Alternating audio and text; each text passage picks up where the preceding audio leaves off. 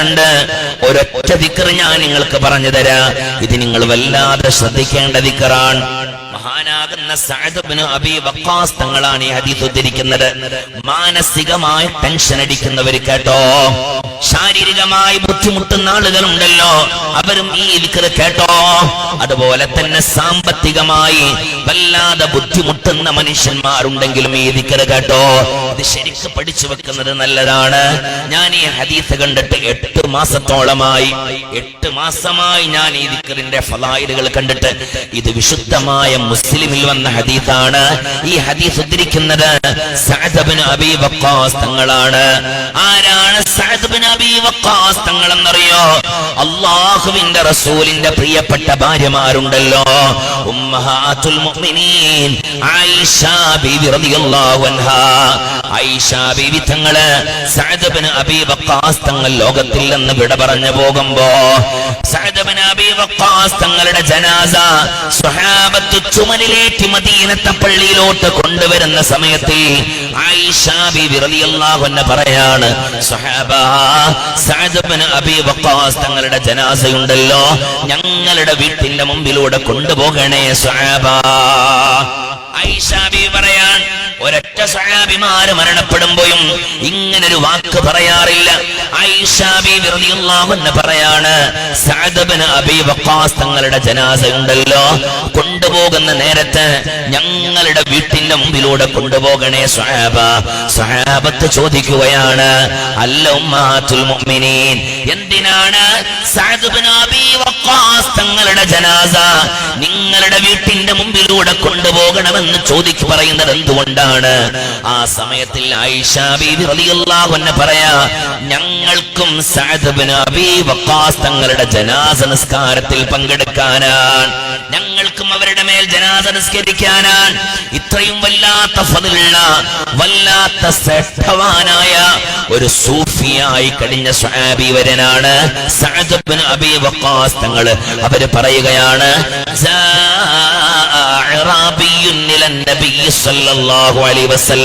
ഒരു അഅറാബിയായ മനുഷ്യൻ അല്ലാഹുവിന്റെ ഹബീബിന്റെ സവിധത്തിലോട്ട് കടന്നു വരികയാണ്.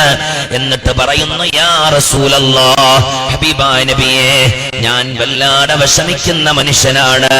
3 കാര്യങ്ങളെ കൊണ്ടാണ് അയാൾ ബുദ്ധിമുട്ടാകുന്നത്. യാ റസൂലല്ലാഹ്, ഞാൻ ശാരീരികമായി വല്ലാതെ തകർന്നു പോയവനാണ്. രണ്ടാമത്തത്, ഞാൻ മാനസികമായിട്ട് വല്ലാതെ വിഷമിക്കുന്ന മനുഷ്യനാണ്. 3, ഞാൻ സാമ്പത്തികമായിട്ട് വല്ലാതെ വിഷമിക്കുന്ന ആളാണ്. അതുകൊണ്ട് യാ നബിയല്ലാഹ്, അല്ലിംനി കലാമൻ നഖൂൽ, എന്റെ വിഷമങ്ങളെല്ലാം തീരാൻ, എന്റെ പ്രയാസങ്ങളെല്ലാം ഇല്ലാതെയാവാൻ, എന്റെ ശരീരത്തിൽ ഞാൻ അനുഭവിക്കുന്ന വേദനകളും സങ്കടങ്ങളും ഇല്ലാതെയാവാൻ, കലാമൻ നഖൂൽ, എനിക്ക് എന്തെങ്കിലും ഒരു ദിക്ർ ചൊല്ലാൻ തരുമോ യാ റസൂലല്ലാഹ്? മറക്കരുതേ സഹോദരന്മാരെ, അല്ലിംനി കലാമൻ നഖൂൽ, എനിക്ക് എന്തെങ്കിലും ഒരു ദിക്ർ ചൊല്ലാൻ തരുമോ യാ റസൂലല്ലാഹ്? ആ സമയത്തിലാണ് പുണ്യ റസൂൽ ഒരു ദിക്ർ ചൊല്ലാൻ കൊടുക്കുന്നത്. പുണ്യ റസൂൽ ഒരു ദിക്ർ ചൊല്ലാൻ കൊടുക്കുന്നത് സുന്ദരമായ ദിക്ർ. ശരിക്കും ഈ ദിക്ർ നിങ്ങൾ എന്ത് ചെയ്യണം എന്നറിയോ? റെക്കോർഡ് ചെയ്ത് വെക്കണം. എന്നിട്ട് നിങ്ങൾ റെക്കോർഡ് ചെയ്ത് നിങ്ങൾ അത് ചൊല്ലി തുടങ്ങണം. ഈ ദിക്ർ നിങ്ങൾ ചൊല്ലി തുടങ്ങണം. ചൊല്ലി തുടങ്ങിയിട്ട് ഈ 3 വിഷയത്തിനും നിങ്ങൾക്കൊരു റാഹത്ത് വന്നിട്ടില്ലായില്ല. സാമ്പത്തികമായി, ശാരീരികമായി, മാനസികമായി നിങ്ങൾക്കൊരു റാഹത്ത് വന്നിട്ടില്ല എങ്കിൽ നിങ്ങൾ പറയേണ്ടി എന്താ അറിയോ? ഇൻഷാ അല്ലാഹ് ഇനി എവിടെങ്കിലും ഞാൻ കർണാടകയുടെ അവസാനത്തെ, ഈ റമദാന്റെ മുമ്പുള്ള അവസാനത്തെ പരിപാടിയാണ് ഇവിടെ, ഇനി റമദാന് ശേഷം. ഇനി അള്ളാഹുവിന്റെ ഖളാ ഉണ്ടെങ്കിൽ ഞാൻ കർണാടകയിൽ എവിടെങ്കിലും വരുന്നു എന്ന വാർത്ത നിങ്ങൾ അറിഞ്ഞാൽ നിങ്ങൾ എന്ത് ചെയ്യേണ്ടെന്നറിയോ? നിങ്ങൾ അവിടെ വരിക, എന്നിട്ട് വന്നിട്ട് പറയാ, മുസ്ലിയാരെ, നിങ്ങൾ അന്ന് വഴല് പറഞ്ഞപ്പോ ഒരു ദിക്ർ പറഞ്ഞു തന്നിട്ടില്ലേ? ആ ദിക്ർ ഞാൻ അന്ന് മുതൽ ഇന്ന് വരെ ചൊല്ലിയിട്ടുണ്ട്. അതെ, എന്നിട്ട് എനിക്ക് ഒരു ഉപകാരവും കിട്ടിയിട്ടില്ല, എനിക്കൊരു റാഹത്തും വന്നിട്ടില്ല എന്ന് പറയാന്നെങ്കിൽ ഇന്നത്തെ സെറ്റിംഗ്സിന്റെ വാടക വലീദ്ദീൻ ഫൈസി അന്ന് തരും. തിരിഞ്ഞിട്ടുണ്ടെങ്കിൽ ഇതിന്റെ സെറ്റിംഗ്സിന്റെ വാടക നിങ്ങൾക്ക് തരും. അത്രക്ക് ഫളലുള്ള ദിക്റാണ്. നിങ്ങൾ ചൊല്ലി നോക്ക്. അല്ലാഹു തൗഫീഖ് നൽകട്ടെ. പ്രഖാമയും പറഞ്ഞ പടച്ചോനെ തൗഫീഖ് നൽകണേ അല്ലാ. ഇതൊരു അപാരമായ ദിക്റാണ്. ഏതാണ് ആ ദിക്ർ എന്നറിയോ? എല്ലാവരും മൊബൈൽ ഫോണിൽ ഇത് റെക്കോർഡ് ചെയ്യണം. ബിസ്മില്ലാഹിർ റഹ്മാനിർ റഹീം. ലാ ഇലാഹ ഇല്ലല്ലാഹു വഹ്ദഹു ലാ ശരീക ലഹ്. ഇനി അവിടെ ലഹുൽ മുൽക്കു വലഹുൽ ഹംദു നമ്മൾ കൂട്ടരുത്. കാരണം അത് ഹദീസിൽ വന്ന ദിക്റാണ്. ഹദീസിൽ വന്ന ദിക്ർ അങ്ങനെ തന്നെ ചൊല്ലുമ്പോഴാണ് ഫള് ലഭിക്കുന്നത്. അഅറാബിയായ മനുഷ്യൻ ഹബീബിന്റെ അരികിൽ വെച്ചുകൊണ്ട് പൊട്ടിക്കരഞ്ഞപ്പോ അല്ലാഹുവിന്റെ റസൂൽ ദിക്ർ ചൊല്ലാൻ കൊടുത്തത് ലാ ഇലാഹ ഇല്ലല്ലാഹു വഹ്ദഹു ലാ ശരീക ലഹ് അല്ലാഹു അക്ബർ കബീറാ വൽഹംദുലില്ലാഹി കതീറാ വസുബ്ഹാനല്ലാഹി റബ്ബിൽ ആലമീന വലാ ഹൗല വലാ ഖുവത ഇല്ലാ ബില്ലാഹിൽ അസീസിൽ ഹകീം. മൂല്യാരങ്ങളോട് തെറ്റിയോ? എന്നോട് തെറ്റിയിട്ടില്ല. ഞാൻ ശരിക്ക് പറഞ്ഞു തരാം. ലാ ഇലാഹ ഇല്ലല്ലാഹു വഹ്ദഹു ലാ ശരീക ലഹ് അല്ലാഹു അക്ബർ കബീറാ. ചൊല്ലു അല്ലാഹു അക്ബർ കബീറാ. ഉറക്കെ അല്ലാഹു അക്ബർ കബീറാ വൽഹംദുലില്ലാഹി കതീറാ വസുബ്ഹാനല്ലാഹി റബ്ബിൽ ആലമീന ബുക്രതൻ വഅസീല എന്നല്ലേ? അത് വേറെ ദിക്ർ അങ്ങനെയുണ്ട്.